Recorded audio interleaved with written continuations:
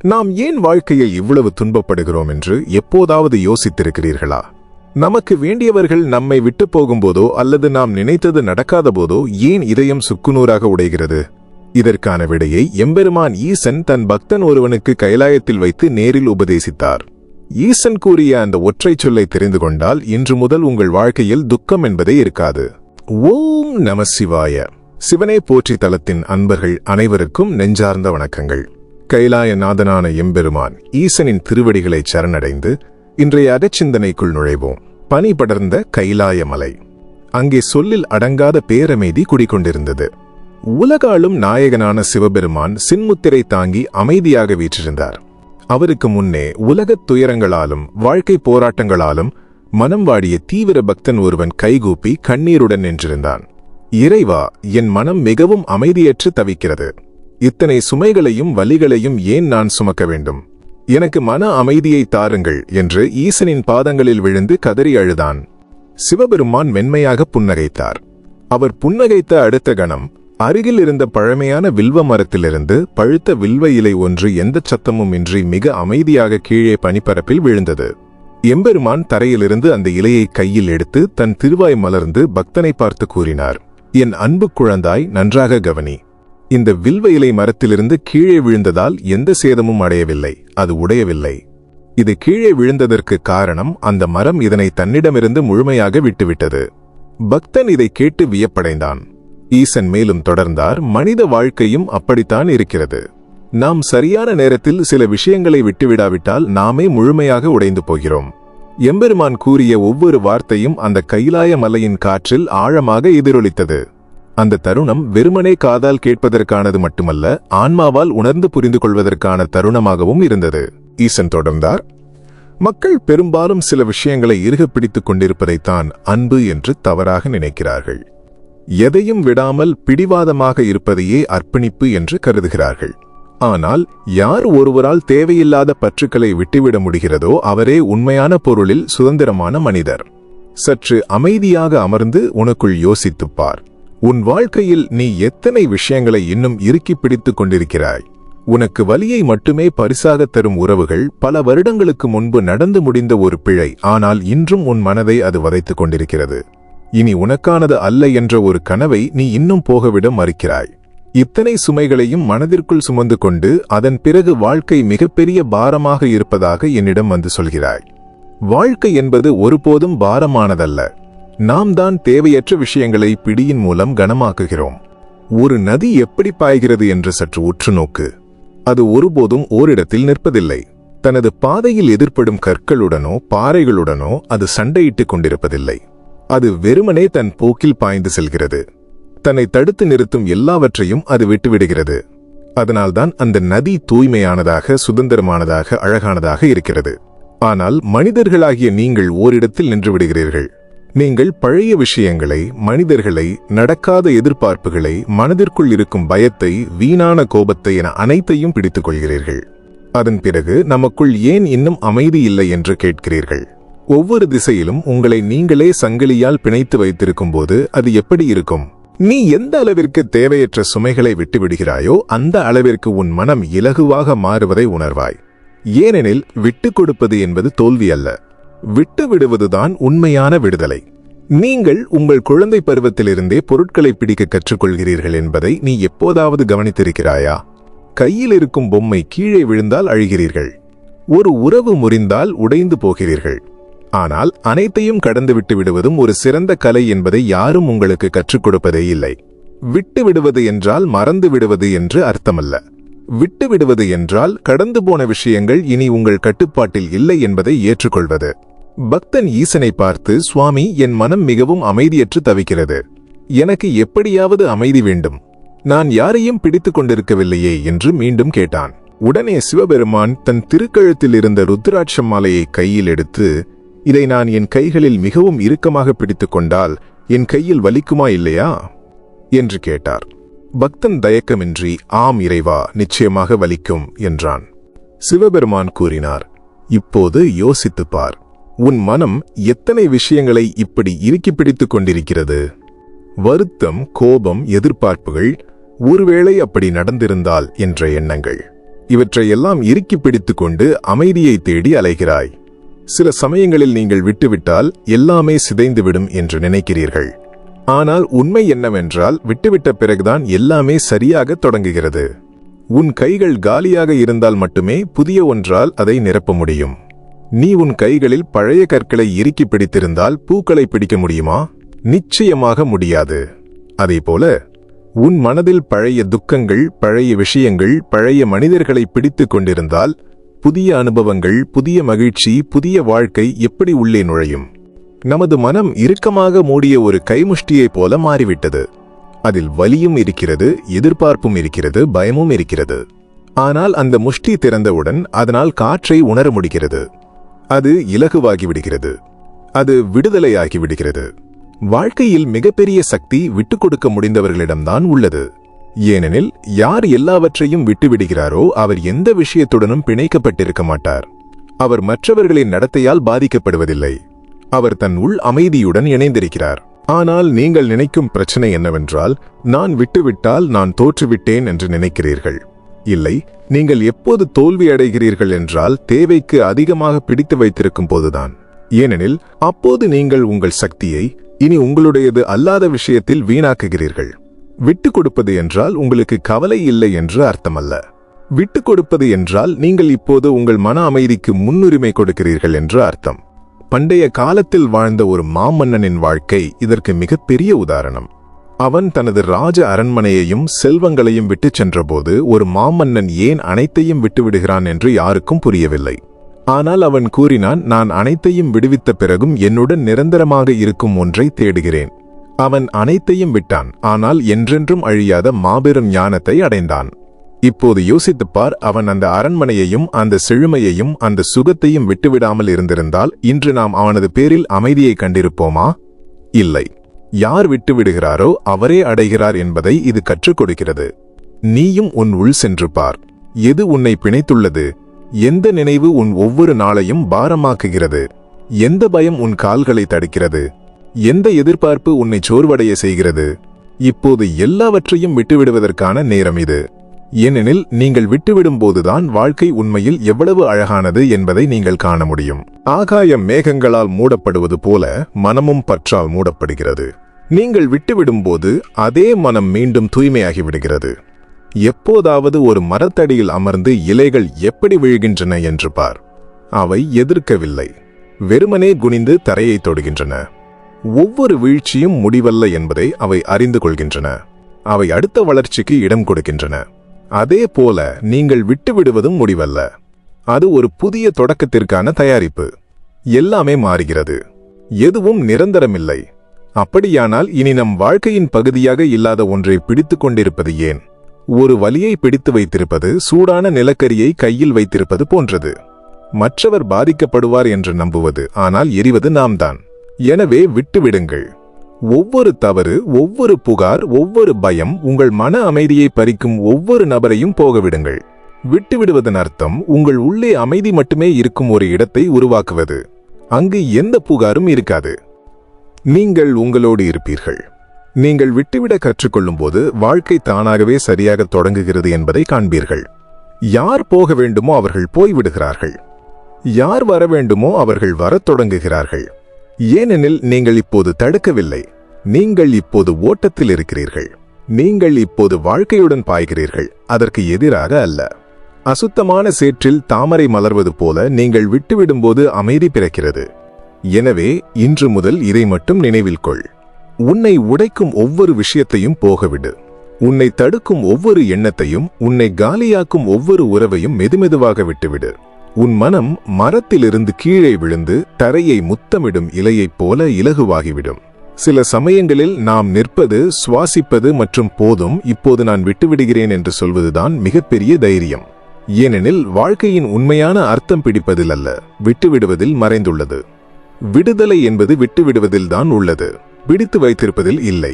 நாம் அனைவரும் நமது சொந்த கற்களை பிடித்து வைத்திருக்கிறோம். சிலரின் மனதில் பழைய உறவின் கல் உள்ளது. சிலருக்கு தோல்வியின் கல், சிலருக்கு அப்படி நடந்திருந்தால் என்ன என்ற கல். அதன் பிறகு நாம் ஒவ்வொரு நாளும் மனம் பாரமாக இருக்கிறது என்று கூறுகிறோம். மனம் பாரமானதல்ல, அதை நாமே பாரமாக்கியுள்ளோம். பற்றுதலே துன்பத்தின் வேர். அதாவது நாம் ஒரு விஷயத்துடன் ஒட்டிக்கொள்ளும் போது அந்த விஷயமே நமது துன்பத்திற்கு காரணமாகிவிடுகிறது. ஒருவர் உங்கள் வாழ்க்கையிலிருந்து வெளியேறும் போது அவர் போய்விட்டதால் வலி ஏற்படுவதில்லை, நீங்கள் அவரை போகவிட விரும்பாததால் தான் வலி ஏற்படுகிறது. நமது துன்பம் எப்போதும் நமது பிடிக்கும் போக்கிலிருந்து வருகிறது. பற்றுதல் மற்றும் பற்றின்மை இரண்டும் மிகவும் மாறுபட்ட நிலைகள். பற்றுதல் என்றால் எல்லாம் என் விருப்பப்படி நடக்க வேண்டும் என்று நான் விரும்புகிறேன். பற்றின்மை என்றால் என்ன நடக்கிறதோ அதை நான் ஏற்றுக்கொள்கிறேன். எவ்வளவு வித்தியாசம் பார்! முதல் நிலையில் போராட்டம் உள்ளது, இரண்டாவதில் அமைதி உள்ளது. பற்றின்மை என்றால் நீங்கள் யாரையும் நேசிக்க மாட்டீர்கள் என்று அர்த்தமல்ல, மாறாக உங்கள் அன்பு இப்போது பயத்திலிருந்து விடுபடும் என்று அர்த்தம். அவர் உங்களை விட்டு விலகிவிடக்கூடாது என்பதற்காக நீங்கள் யாரையும் பிடித்துக் கொள்ள மாட்டீர்கள், மாறாக அவரை நேசிக்கும் திறன் உங்களுக்கு கிடைத்தது என்பதற்காக நேசிப்பீர்கள். உண்மையான அன்பு எந்த பற்றுதலையும் கொண்டிருக்கவில்லை. பற்று இருக்கும் இடத்தில் பயம் இருக்கிறது, பயம் இருக்கும் இடத்தில் அமைதி இல்லை. நீங்கள் எதையாவது மிகவும் இறுக்கமாக பிடித்தால் ஒரு நாள் அது உங்களை காயப்படுத்தும். எப்படி மணலை முஷ்டியில் இருக்க பிடித்தால் அது இன்னும் வேகமாக நழுவிச் செல்லுமோ அது போலத்தான் வாழ்க்கையின் மணலை இறுக்கி பிடிக்காதீர்கள், அதை உள்ளங்கையில் வையுங்கள், அது பாயட்டும். விட்டு விடுவது என்பது ஓடிப்போவது அல்ல. பலர் இதை தவறாக புரிந்து கொள்கிறார்கள். ஓடுகிறவர் விட்டு கொடுக்கவில்லை, அவர் பயப்படுகிறார். விட்டு விடுவது பயம் அல்ல, புரிந்து கொள்ளுதல். விட்டு விடுவது ஓடிப்போவது அல்ல, ஏற்றுக்கொள்வது. சில விஷயங்கள் உங்கள் கட்டுப்பாட்டில் இல்லை என்பதை ஏற்றுக்கொள்வதுதான் விடுதலை. நீங்கள் வாழ்க்கையில் எத்தனை முறை விஷயங்களை உங்கள் விருப்பப்படி நடத்த முயற்சித்தீர்கள்? ஒரு உறவில், ஒரு வேலையில், ஒரு சூழ்நிலையில் நீங்கள் விரும்பியபடி அது நடக்காத போது நீங்கள் துக்கமடைந்தீர்கள். இதுதான் பற்று. நீங்கள் இப்படித்தான் இருக்க வேண்டும் என்ற வலையை பின்னினீர்கள். உங்கள் துக்கங்கள் அனைத்தும் இந்த இப்படித்தான் இருக்க வேண்டும் என்பதிலிருந்து பிறக்கின்றன. ஏனென்றால் வாழ்க்கை நாம் நினைப்பது போல் நடப்பதில்லை, வாழ்க்கை அதுவாகவே நடக்கிறது. எல்லாமே தற்காலிகமானது. மக்கள், நேரம், உறவுகள், சூழ்நிலைகள் என்பதை நீங்கள் ஏற்றுக்கொள்ளும் போது உங்களுக்குள் ஒரு புதிய அமைதி பிறக்கிறது. அந்த அமைதி எந்த நபரையும் அல்லது சூழ்நிலையையும் சார்ந்து இருக்கவில்லை, அது உங்களுக்குள் உள்ளது. ஒரு முறை ஒரு பக்தன் தன்னிடம் வந்து, யாராவது நம்மை அவமானப்படுத்தினால் நாம் அமைதியாக இருக்க வேண்டுமா என்று கேட்டான். அதற்கு ஒரு மாபெரும் ஞானி புன்னகைத்து, யாராவது உங்களுக்கு ஒரு பரிசை கொடுத்து நீங்கள் அதை ஏற்காவிட்டால் அந்த பரிசு யாருடன் இருக்கும் என்றார். பக்தன் கொடுத்தவருடனே இருக்கும் என்றான். ஞானி கூறினார், அதேபோல யாராவது உங்களுக்கு கோபம் அல்லது அவமானத்தை கொடுத்து நீங்கள் அதை ஏற்காவிட்டால் அந்த கோபம் அவருடனேயே இருக்கும், நீங்கள் அமைதியாக இருப்பீர்கள். இதுதான் பற்றின்மை. ஓடவோ பிடிக்கவோ வேண்டாம், வெறுமனே பார்க்கவும் புரிந்து கொள்ளவும் விட்டுவிடவும். மற்றொரு சம்பவம் ஒன்று உள்ளது. ஒருமுறை ஒருவன் ஒரு சிவனடியாரை மிகவும் திட்டினான். அவன் மணிக்கணக்கில் பேசிக் கொண்டிருந்தான், ஆனால் அடியார் மௌனமாக இருந்தார். அவன் சோர்வடைந்த போது, நீங்கள் கேட்கவில்லையா என்றான்.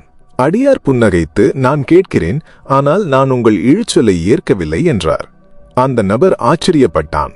அடியார் கூறினார், எனக்கு கொடுக்க விரும்பியதை நான் எடுத்துக்கொள்ளவே இல்லை, இப்போது அது உங்களுடனேயே உள்ளது. இதுதான் விட்டுவிடும் கலை.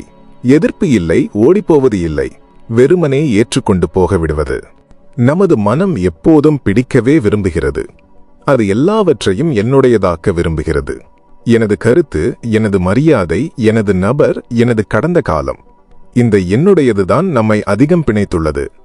எனது இருக்கும் இடத்தில் துக்கம் நிச்சயம். ஏனெனில் என்னுடையது என்று இருப்பது ஒரு நாள் நீங்கித்தான் போகும். அது நீங்கும் போது உங்கள் மனம் அழும். எனவே எதுவும் நிரந்தரமில்லை என்பதை முன்பே அறிந்து கொள்ளுங்கள். இந்த புரிதலுடன் வாழ்பவர் ஒருபோதும் உடைந்து போவதில்லை. உலகின் அனைத்தும் நிலையற்றவை. இன்று உங்களிடம் இருப்பது நாளை இருக்காது. இன்று போனது நாளை வேறு வடிவத்தில் திரும்பி வரும். அப்படியானால் இந்த மாற்றத்துடன் ஏன் போராட வேண்டும்? ஏன் இதை ஏற்கக்கூடாது? இந்த ஏற்பில்தான் அமைதி உள்ளது. நாம் எதையாவது விட்டுவிட்டால் நாம் காலியாகி விடுவோம் என்று நினைக்கிறோம். ஆனால் காலியாதலே நிறைவிற்கான வாசல். உங்கள் உள்ளே இடம் இருக்கும்போதுதான் புதியது நிரப்ப முடியும். உங்கள் இதயத்தில் பழைய வலியின் சுமை இருந்தால் புதிய அன்பு எப்படி வரும்? உங்கள் மனதில் தோல்வியின் பயம் நிறைந்திருந்தால் புதிய முயற்சிக்கு தைரியம் எப்படி வரும்? விட்டுவிடுவது என்பது இடம் கொடுப்பது. அந்த இடத்தில் அமைதி, புரிதல் மற்றும் இரக்கம் நுழைகிறது. விட்டு விடுவது எளிதல்ல, ஆனால் சாத்தியமில்லாததும் அல்ல. ஒவ்வொரு முறை நீங்கள் விட்டுவிடும் போதும் உங்கள் உள்ளே இன்னும் கொஞ்சம் இலகுவாக உணர்கிறீர்கள். ஒரு முறை கவனமாக யோசித்துப் பார். எதுவுமே இல்லாமல் இன்றும் நீங்கள் எவ்வளவு விஷயங்களுக்காக உயிரோடு இருக்கிறீர்கள். நீங்கள் எதை இழக்க பயப்படுகிறீர்களோ அது தொலைந்த பிறகுதான் உங்களை உங்களுடன் இணைக்கிறது. நடந்ததை ஏற்றுக்கொள், போனதை விட்டுவிடு, மீதமுள்ளதை அன்புடன் வாழுங்கள். நாம் எதையாவது கட்டுப்படுத்த முயற்சிக்கும் போது நம்மை நாமே சோர்வடையச் செய்கிறோம். எல்லாம் என் விருப்பப்படி நடக்க வேண்டும் என்று நினைக்கிறோம். ஆனால் வாழ்க்கையிடம் உங்கள் நிபந்தனைகளை அகற்றினால் வாழ்க்கை உங்களுக்கு அமைதியை திருப்பித் தரும். கட்டுப்படுத்த விரும்புவதும் ஒருவித பயம்தான். வாழ்க்கை ஒருபோதும் யாருடைய கட்டுப்பாட்டிலும் நடப்பதில்லை. அது பாய்கிறது.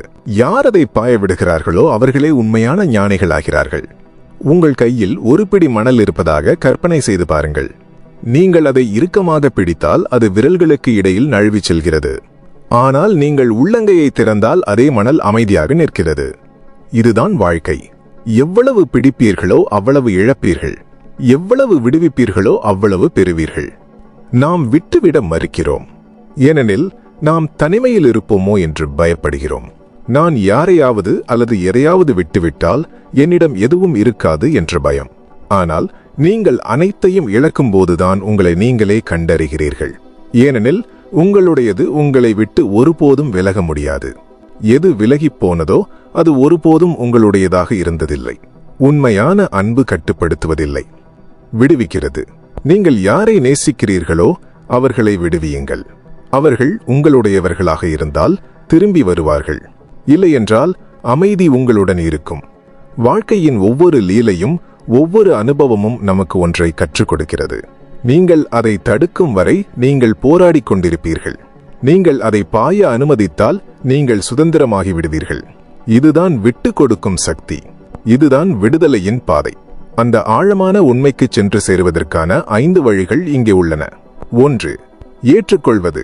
ஏற்றுக்கொள்வது எளிதல்ல, ஆனால் இதுவே ஆரம்பம். ஏற்றுக்கொள்வது என்றால் தோல்வியை ஒப்புக்கொள்வது அல்ல. மாறாக எல்லாமே நம் கட்டுப்பாட்டில் இல்லை என்பதை புரிந்து கொள்வது. யாராவது நம்மை காயப்படுத்தி இருக்கலாம். நாம் வலியை உணர்ந்தோம். ஆனால் அந்த நபர், அந்த நிகழ்வு, அந்த வார்த்தை, அந்த உறவு அனைத்தும் அதன் பங்கை முடித்துவிட்டது. இப்போது அவற்றை அங்கேயே விட்டுவிடுவதுதான் மிகப்பெரிய ஞானம். எவ்வளவு எதிர்க்கிறீர்களோ அவ்வளவு துக்கம் பெறுவீர்கள். எவ்வளவு ஏற்கிறீர்களோ அவ்வளவு விடுதலை பெறுவீர்கள். 2. எழுதி விடுதலை செய்தல். நாம் அனைவரும் நம் உள்ளே நிறைய அடக்கி வைத்திருக்கிறோம். கோபம், வருத்தம், குற்ற உணர்வு, பயம், இவை அனைத்தும் ஒரு விஷம் போல நம் உள்ளே குவிந்து விடுகிறது. தான் எதை விட முடியவில்லையோ அதை மனம் திரும்ப திரும்ப நினைக்கும். எனவே உங்கள் மனதை லேசாக்குங்கள். எந்த வலி உங்களை காயப்படுத்தியது, யார் மீது உங்களுக்கு கோபம், எந்த சுமை உங்களை உடைக்கிறது என்பதை ஒரு காகிதத்தில் எழுதுங்கள். நீங்கள் அதை வார்த்தைகளில் வெளியேற்றும் போது அது இனி உங்கள் உள்ளே இருப்பதில்லை. 3. மௌனம் பழகுதல். நாம் மௌனத்தில் இருக்கும்போது நம் உள்ளே இருக்கும் குரலை கேட்க முடிகிறது. மௌனத்தில் பார்க்க கற்றுக்கொண்டவரே உண்மையான ஞானி. நாம் எல்லாவற்றுக்கும் உடனடியாக எதிர்வினை ஆற்றுகிறோம். கோபம், பயம், அழுகை. ஆனால் ஆன்மீகம் நமக்குச் சொல்வது, நிறுத்துங்கள், வெறுமனே பாருங்கள். அந்த உணர்வு உங்களுக்குள் எழும்பும், வந்தபடியே போய்விடும். நீங்கள் அதை நிறுத்தவோ சண்டையிடவோ தேவையில்லை. 4. சிறிய விஷயங்களில் தொடங்குங்கள். விட்டு விடுவது ஒரே நாளில் வரும் கலை அல்ல. அது ஒரு பயிற்சி. தினமும் சிறிய விஷயங்களில் இருந்து தொடங்குங்கள். உங்களுக்கு வருத்தம் தரும் பழைய செய்தியை நீக்குங்கள். இனி உங்களுக்கு பயன்படாத பழைய பொருளை தூக்கி எறியுங்கள். உங்களை உள்ளே பலவீனப்படுத்தும் ஒரு பழக்கத்தை கைவிடுங்கள். 5. சுவாசத்தில் கவனம் செலுத்துங்கள். சுவாசமே வாழ்க்கை. சுவாசமே விடுதலையின் பாதை. நீங்கள் கவனமாக சுவாசிக்கும் போது ஒவ்வொரு உள்ளிழுப்பும் புதிய வாழ்க்கையை கொண்டு வருகிறது என்பதையும், ஒவ்வொரு வெளிவிடுதலும் பழையதை விட்டுவிட உங்களுக்கு சக்தியை தருகிறது என்பதையும் உணர்கிறீர்கள். சுவாசம் உங்களுக்கு கற்பிக்கிறது. விட்டுக் கொடுப்பது அவசியம். ஏனெனில் நீங்கள் விடாவிட்டால் வாழ முடியாது. நீங்கள் பிடிப்பதை நிறுத்திய நாளில் நீங்கள் பெறத் தொடங்கிவிட்டீர்கள். இதுதான் வாழ்க்கையின் உண்மையான ரகசியம். இதன் மூலமாக கிடைக்கும் 8 நன்மைகள் என்னவென்று கேள். 1. மனம் அமைதியாகிவிடும். நாம் விட்டுவிடும்போது நம்மை எப்போதும் தொந்தரவு செய்யும் மனதின் சத்தம் மெதுவாக அமைதியாக தொடங்குகிறது. பயம் மற்றும் அழுத்தத்தை கட்டுப்படுத்தும் மூளை அமைதியாகிறது. மன அழுத்தங்கள் குறைகின்றன. விட்டுவிடுவது ஒரு உணர்ச்சி பூர்வமான முடிவு மட்டுமல்ல, இது உங்கள் உடலின் உள்ளே குணப்படுத்தும் செயல்முறையை தொடங்குகிறது. 2. நிகழ்காலத்தில் வாழ ஆரம்பிப்பீர்கள். நாம் விஷயங்களை விட முடியாவிட்டால் நாம் கடந்த காலத்தில் சிக்கியிருப்போம் அல்லது எதிர்காலத்தை பற்றி கவலைப்படுவோம். ஆனால் நாம் விட்டுவிடும்போது நிகழ்காலத்திற்கு திரும்புகிறோம். நீங்கள் நிகழ்காலத்தில் இருக்கும்போது எல்லாமே உங்களுக்கு தெளிவாக தெரிகிறது. 3. உறவுகளில் சமநிலையை உணர்வீர்கள். நாம் ஒரு நபரையோ அல்லது உறவையோ இறுக்கி பிடித்தால் நாம் அவர்களை அடக்கத் தொடங்குகிறோம். அன்பு காட்டுவதில்லை, ஆதிக்கம் செலுத்துகிறோம். ஆனால் விட்டுவிட கற்றுக்கொள்ளும் போது அன்பின் அர்த்தம் பிடிப்பது அல்ல, விடுதலை கொடுப்பது என்று உணர்கிறோம். நீங்கள் யாரையாவது உண்மையாக நேசித்தால் அவர்களுக்கு சுதந்திரம் கொடுங்கள். 4. உங்கள் தன்னம்பிக்கை திரும்பும். நாம் எதையாவது பிடித்து வைத்திருக்கும் போது உண்மையில் நம் மீதுள்ள நம்பிக்கையை இழக்கிறோம். இது போய்விட்டால் நான் உடைந்து விடுவேன் என்று நினைக்கிறோம். ஆனால் நாம் விட்டுவிடும்போது உண்மையான வலிமை நம் உள்ளேதான் இருந்தது என்பதை உணர்கிறோம். உங்களைத் தவிர வேறு யாரும் உங்களை காப்பாற்ற முடியாது. 5. சக்தி பாய தொடங்கும். நீங்கள் பிடிப்பதை நிறுத்தியவுடன் ஏன், எப்படி, எப்போது என்ற கேள்விகளில் சிக்கியிருந்த மனசக்தி இப்போது ஆக்கப்பூர்வமான வேலைகளில் ஈடுபடத் தொடங்குகிறது. மனதை விடுவி, அதனால் சக்தி சுதந்திரமாக பாய முடியும். 6. ஆரோக்கியம் மேம்படத் தொடங்கும். நீங்கள் மிகவும் பதட்டமாக இருக்கும்போது உடலும் நோய்வாய்ப்படத் தொடங்குகிறது. மனதின் அழுத்தத்துடன் தலைவலி, சோர்வு, தூக்கமின்மை போன்றவை இணைக்கப்பட்டுள்ளன. நாம் உணர்ச்சி ரீதியாக விடுபடும்போது நம் நோய் எதிர்ப்பு சக்தி வலுப்பெறுகிறது. 7. வாழ்க்கை எளிதாக தோன்றும். நீங்கள் விட்டுவிட கற்றுக்கொள்ளும் போது விஷயங்கள் எப்படி இருக்கிறதோ அப்படியே தெரியும். நீங்கள் இப்போது எல்லாவற்றிலும் என்னுடையது மற்றும் உன்னுடையது என்று தேடுவதில்லை. நீங்கள் இப்போது வாழ்க்கையை ஒரு பாயும் அனுபவமாக பார்க்கிறீர்கள். எல்லாமே மாற்றத்திற்குரியது. இதுவே வாழ்க்கையின் விதி. 8. காரணமில்லாமல் மகிழ்ச்சியாக இருக்க கற்றுக்கொள்வீர்கள். நீங்கள் விட்டுவிடும்போது உங்கள் மனம் எதையாவது தேடி அலைவதில்லை. நீங்கள் நான் இருக்கிறேன், இது போதும் என்று உணர்கிறீர்கள். இதுவே உள் மகிழ்ச்சி அல்லது மனநிறைவு. மகிழ்ச்சி வெளியில் இல்லை, அது உங்கள் மனதின் உள்ளே இருக்கிறது. கடந்ததை விட்டுவிடுங்கள், இருப்பதை நம்புங்கள், வரப்போவதில் நம்பிக்கை வையுங்கள். விட்டுவிடுங்கள், எல்லாமே தானாகவே சரியாகிவிடும். விட்டுவிடுவது ஒருபோதும் முடிவல்ல, அது எப்போதும் ஒரு புதிய ஆரம்பம். நீங்கள் விடுவிக்கும் போது நீங்கள் தோற்பதில்லை, உங்கள் உள்மனப் போரில் வெற்றி பெறுகிறீர்கள். யார் விட்டுவிடுகிறாரோ அவரே உண்மையான சுதந்திரத்தை தொடுகிறார். நீங்கள் யாரையாவது ஒரு சூழ்நிலையையோ ஒரு முடிவையோ பிடித்துக் கொண்டிருக்கும் போது உங்கள் சொந்த வாழ்க்கையின் கைதியாகி விடுகிறீர்கள். நீங்கள் விட்டுவிட்டவுடன் உங்கள் மனம் இலகுவாகிறது, உங்கள் ஆத்மா மீண்டும் சுவாசிக்கிறது.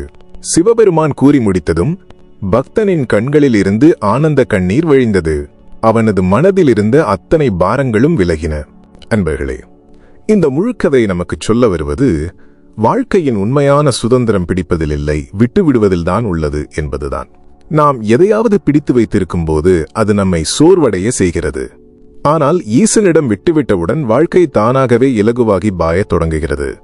ஈசன் நமக்கு கற்றுக் கொடுத்தது மிகவும் எளிதானது, ஆனால் ஆழமானது. எல்லாமே மாறுகிறது, எதுவும் நிரந்தரமில்லை. கடந்தது சென்றுவிட்டது. அதை பிடித்திருக்கிறோம் என்றால் நம்மை நாமே வலியுறுத்திக் கொள்கிறோம். எதிர்காலம் இன்னும் வரவில்லை, அதை பற்றி கவலைப்படுகிறோம் என்றால் அமைதியை இழக்கிறோம். ஆனால் நிகழ்காலம், இதுவே நமக்கு உண்மையான வாழ்க்கை. இதை முழுமையாக ஏற்றுக்கொண்டு வாழ்ந்தால் நம்முள் ஒரு அற்புதமான அமைதி பிறக்கிறது. விட்டுவிடுவது தோல்வி அல்ல, அது ஒரு விழிப்புணர்வு. அது நம்மை நம் உண்மையான தன்மைக்கு அழைத்துச் செல்கிறது. விட்டுவிடும்போது நம் மனம் சுத்தமாகிறது, நம் இதயம் திறக்கிறது, நம் ஆத்மா சுதந்திரமடைகிறது. அதுதான் ஈசன் சொன்ன விடுதலை. எனவே இன்று முதல் நினைவில் கொள்ளுங்கள், எதுவும் நித்தியமில்லை, எதையும் கட்டுப்படுத்த முடியாது. வாழ்க்கையை பாய விடுங்கள், நீங்கள் அதன் ஓட்டத்துடன் பாயுங்கள். அப்போதுதான் நீங்கள் உண்மையிலேயே சுதந்திரம், அமைதி, மகிழ்ச்சி ஆகியவற்றை உணர்வீர்கள். இந்த கதை உங்களுக்கு பிடித்திருந்தால் உங்கள் விருப்பத்தை தெரிவியுங்கள். லைக். உங்களைப் போலவே இன்னும் பலருக்கு இது பயன்படட்டும் என்றால் தளத்திற்கு சந்தா செலுத்துங்கள். சப்ஸ்கிரைப். ஒவ்வொரு வாரமும் இதுபோல மனதை தெளிவாக்கும், வாழ்க்கையை மாற்றும் இறைவனின் போதனைகளை ஆன்மீக கதைகளாக நாங்கள் கொண்டு வருகிறோம். அடுத்த காணொளியில் இன்னொரு அழகான உண்மையுடன் சந்திப்போம். ஈசன் கூறிய இந்த மாபெரும் ரகசியத்தில் எந்த விஷயம் உங்கள் மனதை மிகவும் தொட்டது என்பதை கீழே உள்ள கருத்து பெட்டியில் காமெண்ட் ஓம் நமசிவாய என்று பதிவிட்டு பகிருங்கள். நன்றி. ஓம் நமசிவாய.